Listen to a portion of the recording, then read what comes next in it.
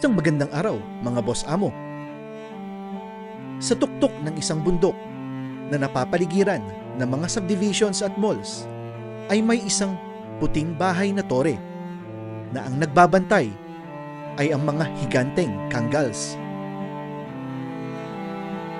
Hindi ito madaling puntahan, lalo na sa panahon ng tag-ulan.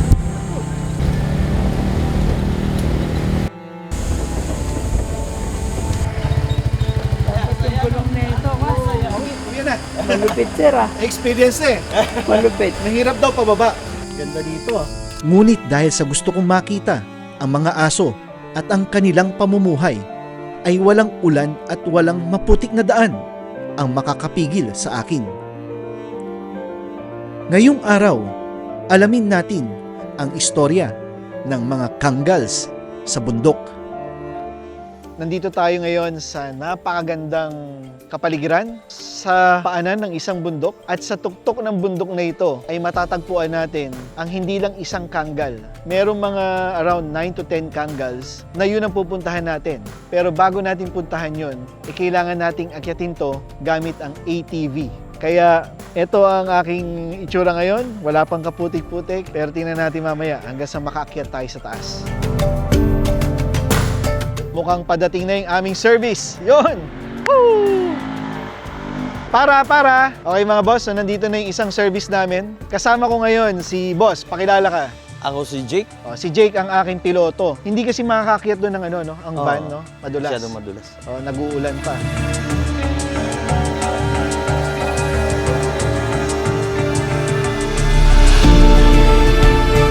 ATV ang kailangan naming sakyan upang marating ang teritoryo ng mga kanggals. Dalawang ATV ang kailangan, isa para sa akin at isa para sa mga cameraman and crew.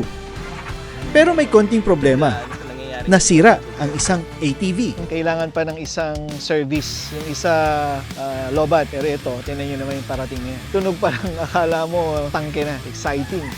Ang laki nga ano! Sino nagdadrive? Maganda sumakay dyan. Ayan ang service namin, paakyat. Wala na. Kulang na lang kanyon eh. Armored na eh. Yung driver, yung pa yung ating i-interviewin. Siyang dog keeper. Astig. Wow! Nice. Hindi yan dumudulas. Parang mahirap dito sumakay. So kakapit ka doon. Ayan, ang piloto natin. Kaway. Ayan. Maganda naman pala. Manny, kamusta pa pag-aalaga mo ng mga kanggal? Akala ko ito yung pang-akyat yun ng aso eh. Ito rin. Wow! Sosyal ng mga kanggal, no? Ito pang-akyat.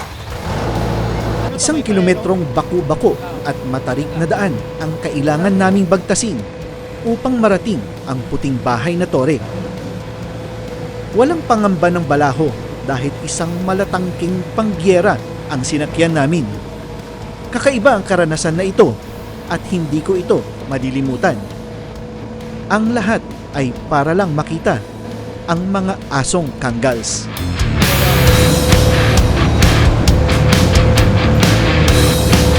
Ayos ba, Manny? Hindi pa yun mabilis mo, di ba?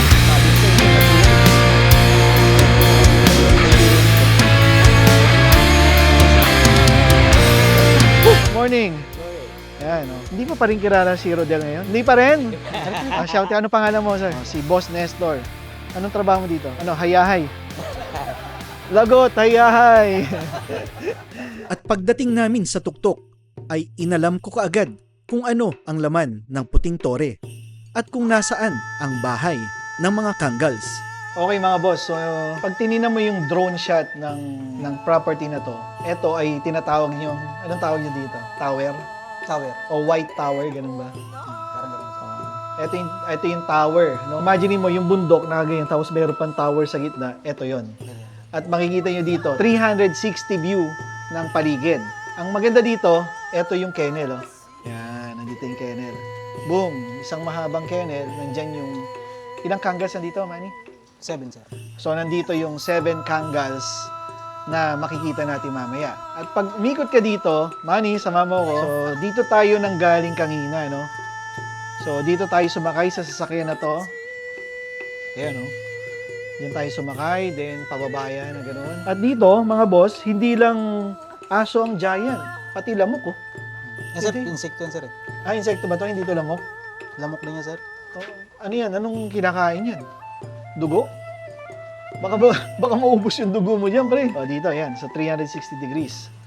Tapos, dito, pag bumaba ka, baba tayo. So, dito naman, nakatira si Manny. Ito ang kanyang kwarto, no? O, nandito, sa tower. Siyempre, hindi na natin bubuksan kasi private na yan. Baka may chicks ka dyan, ha? So, dito. Tapos, pag bumaba ka pa dito, nandito na yung magic, mga boss. So, pwede ba buksan to? Ayan, may mga karne. Lahat yan sir para sa aso yan. O, yan. Lahat to para sa aso. Ayan. O, yan. So, isa-isahin natin. Pakita natin. Ano to? Anong karne to? Manok yan sir. Karne ng manok. Tapos, Atay. atay. Atay ng ano to? Baboy. Baboy. Dapat atay ng baka. Tapos mga boss, nandito rin yung supero. Ayan. Ayan, may supero siya dito. O, malakas sa supero itong mga to eh. Bukod dyan, nagpe-prepare na si Manny ng pagkain ng aso niya pang umaga. Ayan, supero. Ilang packs yan? 8. 8 packs. Kasi 7 yung aso. Bakit 8? Si Chloe pa. Si Chloe. Pang 8 siguro. Akala ko pang pulutan mo mamaya eh. So, punta tayo sa mga aso. Ito yung baba ng tower, no? So, makikita mo yung tower dyan. Ayun, no? Para kang ano, no? Parang castle. Then, yung paligid, ang ganda, ano? Tingnan nyo may surroundings. Oh, at nandito, tahimik ah. Manny, ba't tahimik? Nagpapahinga lang yan sir. Yan ang ayoko, yung tahimik eh. Baka biglang managpang yan eh. Andito Hinihintay yung na nga kayo kennel. sir niyan eh. Ha? Hinihintay na nga kayo dyan. Hinihintay ako? Oo. Maganda pa talaga yung mga yan. Talaga? Wow! Sino to? Yan sir yung mga under observation ngayon. Si Kat. Si? Si Kat. So, ito si Kat. Malaki rin, ano? Parang Yes, lumaki, tayo, no? Malakas kumain sir. Nung Pero- unang visit ko, kaya mo i-backtrack yun pag tapat-tapatin sila. Nung unang visit ko, parang maliit siya. Iba ito, no? Mabait yan sir. So, bawal may stress to. Hindi natin ilalabas kasi in-stud to eh. Tama, no? In-stud. Sino nag-stud dito? Yung kanggay, yung tatay nila kan sir. Yung kay Chinese. Yung kay Kuya Chinese, yung kay Kuya Kim, yun ang nag-stud dito. Okay, next na dog. Yan sir yung... Ito si Mochi. Yes sir. O, di na yun, si Mochi, oh. Sabi niya, dito talaga ako. Oh, tahimik, no? Kilala niya ako. Oh. May discharge, ha? Oo. May discharge. Meron sir, nakita ko yung discharge. Okay, ang isa sa mga pinaka madaling malaman kung ang aso mo ay buntis, eh pag tinignan mo yung ari, merong discharge na Puti. puti, no? Hindi pag dilaw 'yon at may amoy, pyometra 'yon. Pero pag ang discharge is puti na as in lumalabas sa ari, ano 'yon? At yung discharge niya yun, eh, nagpatuloy hanggang bago siya manganak. Positive 'yon, buntis 'yon. Pwede mo rin pa-ultrasound, ipa-x-ray, pero sa amin na nagtitipid, tinitina lang namin yung ari. Okay. Hi, Nilagyan ko Machi. na rin sir yung mga mating sila. Sa may mga matings dati wala yan. Hindi nilang inangat-ngat. Hindi sir. Yung isang mating minangat-ngat nila yung mataas. Yan, hindi nila kayang katngatin yung tatigas yan. Saan ka bumili? Wala yan sir, yung recycle ko lang dito yan eh. Yung mga nakita-kita ko lang sa aqua. Pwede So, pa magamit. initiative mo yun, ha? Oo. Pwede nga rin tayo maglagay nun, no? Yung mating. Galing, ha? Tapos kung saan sila nakapwesto, syempre, doon sila ilalagay. Kasi kung di mo nilagay doon, hindi nila tutulugan, di ba? Okay. Goods. Galing. So, dito. Bakit to nakaganto? Yes, sir. Yan talaga yung uniform nila dito. Yan ang uniform. Oo. Naka-harness, oh. Oo. Buti may harness na nagkasya, no? Ano pangalan niya? Oreo. Oreo. Laki, no? Mamaya ilalabas natin, ha? Sige. Bait to? Mabait. Ilan taon na to? Magpo-4 na ngayong February. 4 years old. Ganda. Gumanda ang katawan versus dati, no? Nung unang visit namin, mas magaganda ngayon. Kasi nung unang visit namin, una pa lang kayo sa Supero nun, di ba? Yan. Ang ganda, oh. Okay, next. Pucha, naka-uniform din, ha? Lahat na nakaganyan, sir, mga lalaki yan. Mas malaki to. Ano name nito? M&M. So, si Oreo and si Eminem. Eminem na rapper or Eminem na pagkain? Both siguro. Okay, ganda, oh. Ayan, sir, yung sinasabi ko sa'yo kanina, yung nagkasakit, yan, si Toby. Si Toby. Toby! So, goods siya, goods. Pakinggan, parang Tinatawag ko na ng isa, sir. parang mananag pa nga. Eto, sino to? So ito si Kisses. Kisses. O kasi nakita ko yung paa eh. Ito si Kisses. Ito si Rambo. Rambo. So ba't sila magkatabi? Nag-adjust lang ako, sir, ng kulungan kasi ginamit ng mga nastag. Ah, So, oo, kasi babae sa babae. Ito naman hindi pa hit kaya Hindi pwede pa, lang. pwede. Hindi sila nag-aaway. Hindi, sir. Sa pagkain hindi rin. Hindi rin. Oh, so wala silang wala silang resource guarding.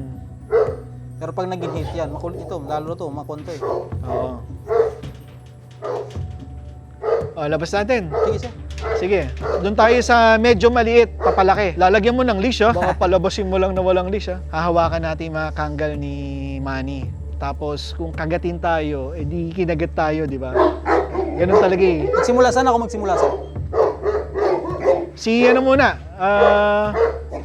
Ikaw, kahit sino. Ito laging, Kaya mo yan, isa? hindi naman mga gato.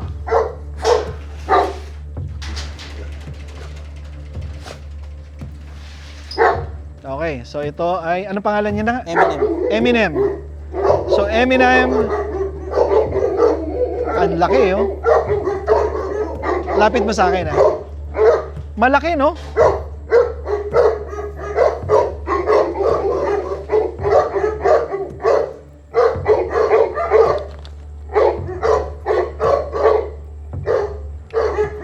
Dito nangangagat. Hindi, sir. Sure ka? Siyempre, hindi ko kung mga gato, hindi ko na pinalapit sa'yo. Ah, sige. Grabe, ang laki nito, oh. Ito ba pinakamalaki? Ayan, sir.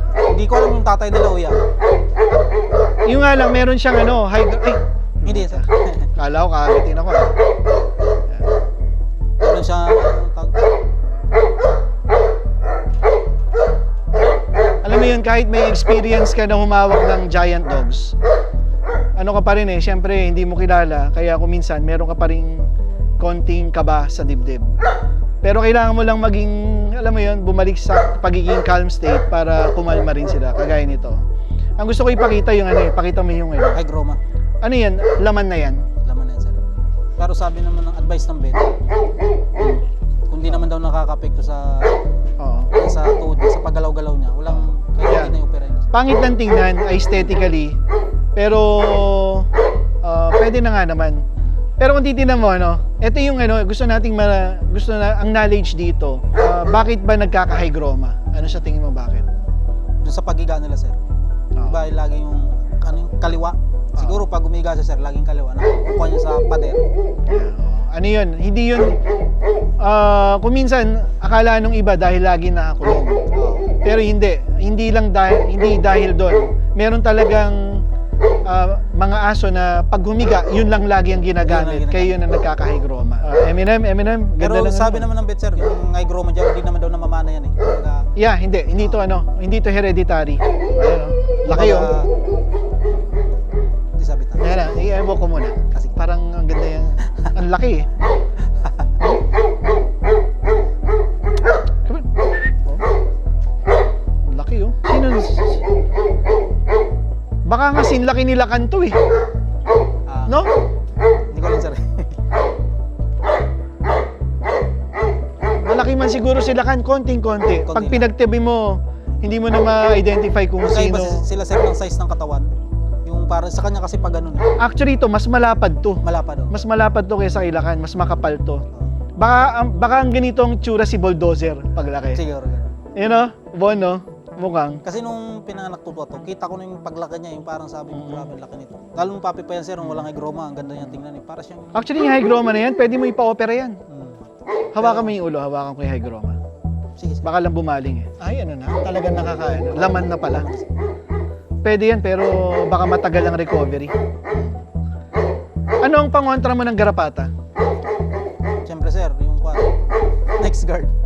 Tapos dito sa mga... Hindi ka nag-spray? Hindi, sir. Sabon-sabon na lang yung ginagawa.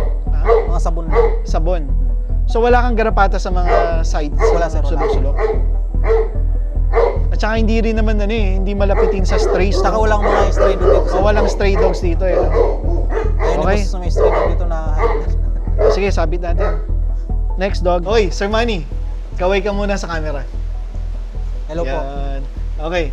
Sir Manny, salamat sa pagpapaunlak at pinatuloy mo kami sa iyong kennel. Hindi pa ako sir ito may-ari. Hindi ba ikaw may-ari? Hindi po. Baka mapagkamalan eh. Baka masisante. Okay, so, bali, ano ang parte mo dito? Ako po dito ay tagalaga ng mga kunan, kanggal. Yan, okay. So, si Sir Manny, hindi siyang owner ng facility, pero siya ang tagapag-alaga ng mga kanggals. Okay. Sir Manny, ilang kanggals meron dito? Dito sir, 8 po. 8. And then, sa bahay ni Boss, 2 po. so meron silang 10 kanggals. Yung 10 kanggals na yun, ilan ang babae, ilan ang lalaki? 4 na babae, tapos 6 na lalaki. 4 na babae, 6 na lalaki. Anong mga edad na? Pinakamatanda, nasa 5 years old. Okay. Tapos ang ang mga batang kanggal, nasa kung pala, 2 years old ngayong February. Okay, 2 years old, bata pa pala. So kaya ko naman nakilala si Sir Manny dahil nagpa-stud sila sa akin ng Kangal. Kangal nila yung si Kisses at si Mochi. Si Kisses hindi nag-take, kaya may backstud si Kisses. Then si Mochi ay kakastud lang at nagpapakita ng magandang progress after the stud. Ayun, sir. So si Mochi at si Kisses, 2 years old pa lang. Hindi sir po na, 3. 3 years old. So, Granny, magpupor na sila ngayong February. okay. At yung iba, yung 2 years old, hindi ko pa nakita yun, no? Actually sir, kung siya survivor. Okay. Survivor siya kasi namatay yung nanay niya sa panganganak sa kanya. Nandito rin siya? Nandun sa bahay. Okay. Pinakabata. Pinakabata. Yun ang nasa bahay nila, boss. Tapos yung tatay niya. So, ngayon, boss, dahil etong ating property, no, parang napapaligiran ka ng napakaraming puno at nasa tuktok ka ng bundok. Bilang isang dog keeper ng mga aso, yung ganitong setup ba, boring ba or sanay ka na dito? Sanayin lang naman. Ilang taon ka na dito sa facility? 3 years. So sa 3 years na yon, nung unang mga araw mo ba is natakot ka kasi parang parang paggabi talagang pitch black dito eh. Hindi naman sir kasi sa probinsya namin, lugar namin parang ganito din. Ganito rin. So parang probinsya feel. Probinsya. Pero ito, dahil nga kanina nung pag-akyat kami, 1 kilometer na paakyat at rough yung terrain, bumababa ka pa ba o dito ka na lang nananatili? Bumababa pa rin para bumili ng mga, kasi wala namang tindahan dito eh. Yung mga pangangailangan. Pero yung mga gulay, hindi ka na bumibili. Bumibili pa rin. Yung iba kasi, hindi naman kaya mabuhay dito yung repolyo, carrots, gano'n. Yung mga yon. So, anong mga gulay yung tinatanim mo dito? Nasa sir, katulad niya, malunggay, okra, talong. So, parang talaga, no? Farm living siya dito. Magwo-walk siya ng Kangal, papakita niya sa atin. Pwede rin pakita yung yung kinakaladkad ka. Sige. Tayo ko alam mo yung kwan back. Sige, walk tayo. Dapat to, boss, may may bonus. No. Stop! Labas ang pusa. Labas ang pusa mo.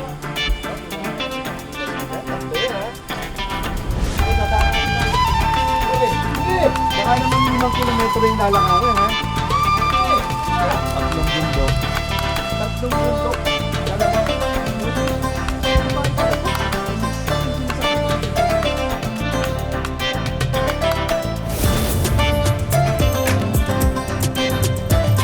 Ang plano ng may-ari sa mga magiging anak ng mga kanggals ay i-deploy sila sa bawat area ng property bilang mga bantay.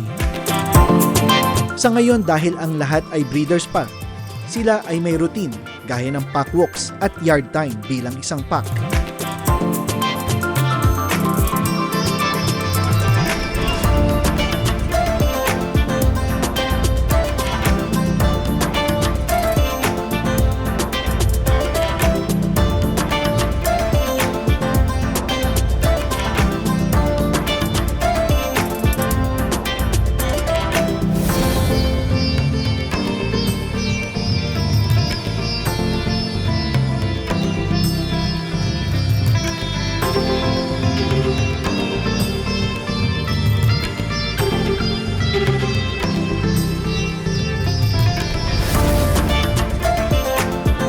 Masustansya din ang kanilang pagkain at kamakailan nga ay sila ay naging customer na ng Supero Raw Dog Food sa pag-asang ilang buwan mula ngayon ay sintaba na sila ng aking mga aso.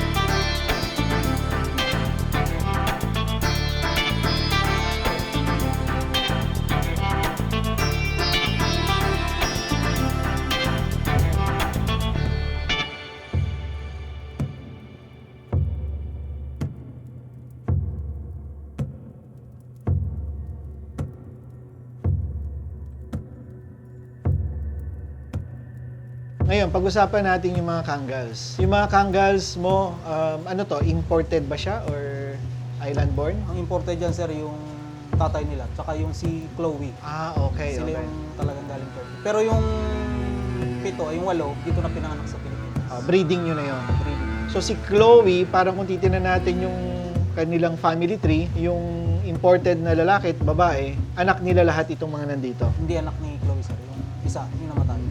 Anak nung namatay. Okay. Majority, lahat anak nung namatay. Okay. So ang namatay yung nanay, di ba? Ano ang pinakamahirap na parte ng pag-aalaga ng aso? Para sa akin, sir, yung pag nagkasakit yung alaga mo, yun ang pinaka number 1. Kasi kung magkasakit, syempre, hindi mo naman kailangan daan-daanan na. Tsaka kailangan mo talagang Tutukan. talaga. Oh. Oo. Minuto, kung kailangan minuto talagang tingnan mo para kung okay pa ba. Anong karaniwang sakit ng alaga? Para yung sakit, sir. Yung kwan lang. Yung Sana- na-experience mo na? Experience ko na, sir. Matindi-tindi. Ano? Yung hindi kumain, sir, ng isang linggo.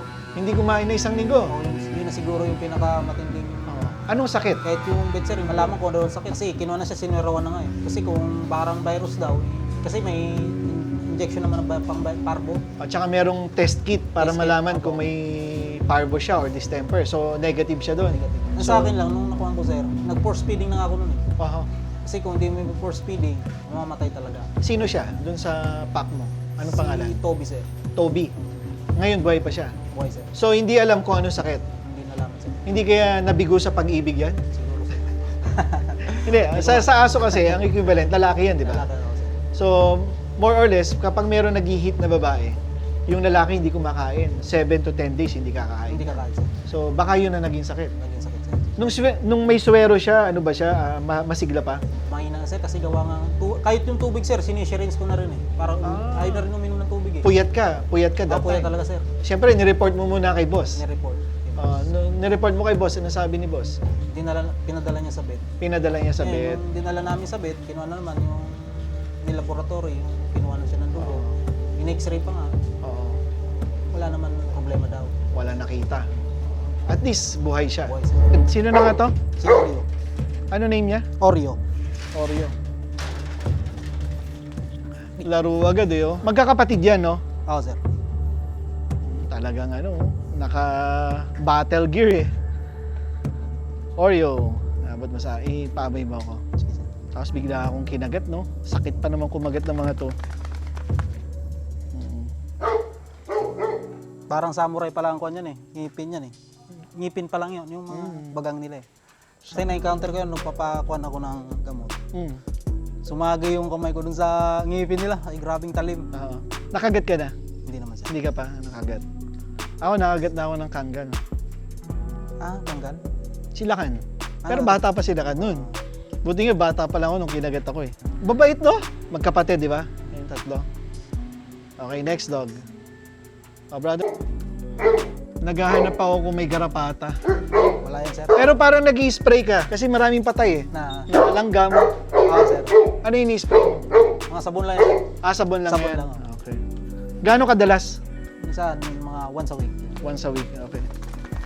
Kaso di ko makontrol yung kwan nito, mga balahibo nito, kaya Oo. nagkaganyan. Vacuum. I-vacuum mo siya. Ayan mga boss, second dog.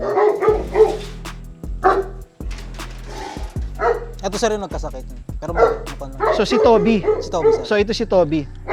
Ilang taon na siya? 4 din. Kapatid ni Eminem. Eminem. Toby Eminem. Sit. Ano? Hindi mo papasit yan. Ano yan? Guardian yan. Toby! Dito, iniiwan mo rin, naglalaro din sila dito. Yan sir, marunong umuwi yan. Pag nag-walk kami. Nababayaan ko na siya makauwi. Oo, ganun. Oo. Oh. Yan ang boses niya. Matangkad din, no? Para may problema siya sa ears. Meron sir. Pero, Ano yun? Yun ba yung pampatak niya? Nakita ko yun. Ear mites. Ear mites. So, ano, mabaho? Mabaho. ngayon sir, hindi na kasi na lagi ko na lalagyan. Nawawala naman yan. Although bumabalik din. Iniwasan ko na yung mamaga yung mga tainga niya, delikado kasi. Pero dito din naman eh. Maganda yan kung in-ear crop, wala kang ganyan. Walang ganyan. Okay, next dog. Okay, so ngayon naman, papakawalan ni Manny ng sabay-sabay yung mga aso na nandito. Tingnan natin kung kakagat. Pag ibang tao yung nandito, di ba tayo sanay kasi tayo eh. Pero pag ibang tao, iwanan mo dito, iba na. Tapos naka-off-leash, hindi kakayanin. Sa itsura pa lang, intimidating na eh. Tatabihan ka ganyan, di ka sanay sa malaking aso. Eh baka nagsisigaw ka na. Ngayon lang niya ako, inaamoy. Dalawa pa umamoy, putik. Yun nun, laki talaga ng isa. Si Oreo? Si Eminem. Ganda. Siyempre, ayoko naman nasa akin ng attention. Di kung ano nang ginawa sa akin yan. So talagang doon ang tingin, palabas, Palabas yan sir. Ayan, wala silang intention sa akin. Mas mahalaga yung makalabas sila kesa sa akin, which is good, di ba? Sa'yo pa lang, attention Wala kang incidents ng kinagat, ha? Baka bigla akong sagpangin ito. Kailangan sir, pag nakalabas sila, walang bukas na kulungan. Kasi papasok sila sa loob. Hindi, ito yung nagkukus ng away. Ito si Kisses talaga, Yan, So may nag-aaway dito. Oo sir, pag may bukas na kulungan. Hindi ko rin maintindihan kung ba't ganun. Yun na napansin ko talaga, palagi. Anong ginagawa mo pag nag-aaway? Sinasaway ka. Tinatapik mo? Minsan sir, pinapalo ko din yung ilong kung magkagatan talaga. So pag normal na araw, halimbawa yung ganyan, gaano mo sila kadalas gawin na ganito, sama-sama? Everyday sir, yan. Everyday. Pero pag mainit naman. Oo. Pero ganitong ulan, lang na tumila, pwede ko silang pakawala. Oo. Pero lang yung malakas talaga. Mga ilang oras? Mga 1 hour. Tapos, pag... Oo. Bait Tsaka hindi to magbabangayan ng sobra-sobra kasi magkakapatid to eh. magkakapatid. Tama to. Ngayon lang niya ako, Hirap na nga sir gumalaw parang mabagal na siya. pag nag-edad na ng 4 years and up, kailangan mo na mag-supplement. BCDE lang naman. Vitamin B, C, D, E. Last question. Para sa'yo, ano ang masayang aso? Ibigay mo lang yung pangangailangan nila sa araw-araw. Para yung parang kukumpletuhin mo sila sa isang araw nila nakuha. Okay. Ano yung pangangailangan na yun? Yung makalabas sila sir, siyempre unang-una, hindi lang palagi sa kulungan sila, kailangan makalabas din sila, yung mga magkakasama, magkabanding-banding. Yan ang masasabi ko na masaya sila. Siyempre, magpakain mo sila araw-araw. Yan. Para sa'yo, yun ang happy dog. Pag nakikita mo ba yung mga aso mo, masasabi mo na masasaya sila? Oo sir, siyempre pag nandiyan yung kanila, nandiyan yung nag-aalaga, siyempre masaya yan kasi yan sila kumukuha din ng kanila, lakas nila. Parang pag nakita ka nila, ibig sabihin, ilalabas mo sila, Oo, ganun. papakainin mo sila. Diba? So, ikaw ang kanilang happy pill. Ikaw ang nagpapasaya sa kanila. At sila rin nagpapasaya sa akin. At sila din ang nagpapasaya sa iyo. Wow. Parang binabalik lang nila yung... Oo. Ito naman kasing pag-aalaga sir kung ba naman mag-aalaga ka ng aso, dapat bukal sa kalooban mo. Hindi yung, tawag niya, napipilitan ka lang. Yung hindi lang sapat na pakainin mo, ganyan, okay na yan, iwanan na. Parang ginawa mong baboy ka. Oo. So hindi ka kasi may mga tao na may mga tao na dahil nga ang tingin nila 8 to 5 lang ang trabaho nila. Pagkatapos ng 5 o'clock, wala na silang pakialam sa trabaho nila. Pero ako yung iba ko sir, parang basta pag wala ng problema, okay na. Parang, kahit sa gabi sir, sinisilip ko pa yung mga yun. Okay, so hindi kayo yung parang ibang tao na 5 o'clock na. Tama na, shutdown na, tapos bahala na yan. Hindi ka ganun. Pinupuntahan mo pa sila sa gabi. Oh, may malasakit. May malasakit. Oo, ganun sir. Dahil dyan, maraming salamat. Maraming salamat, Boss Manny. Shoutout ka, shoutout. Shoutout nga pala sa mga kamag-anak ko, mga tropa. Shoutout dyan sa Bicol, sa Sorsogon. Sa pag-iikot namin, yung pagbablog namin ng mga kennels at sa paghahanap ng mga pangmalakasang mag-aaso, dito kami dinadala sa kung saan-saang lugar at nadidiscover namin na ang mga nag-aalaga ng mga malalaking aso ay mga, sabihin na natin, mga high profile ng mga tao. At imagine niyo tong property na to. Pag nakita niyo to sa drone shot, ito ay isang malaking burol na kung saan ang nagmamay-ari dito ay isang tao lang na hindi natin pwedeng i-disclose kung sino siya. Tingnan niyo yung massive, napaka-massive ng kanyang property. At ang paborito niyang breed ay Kangal. Although nakilala ko na siya, nakausap ko na siya in person, pero hindi nga siya pwede sa camera. Masasabi natin na ang pag-aalaga ng malalaking aso ay isang dedikasyon, kailangan meron kang pondo, meron kang oras, at meron kang mga galing na tao. Yun lang po sa ngayon at maraming salamat sa panunood.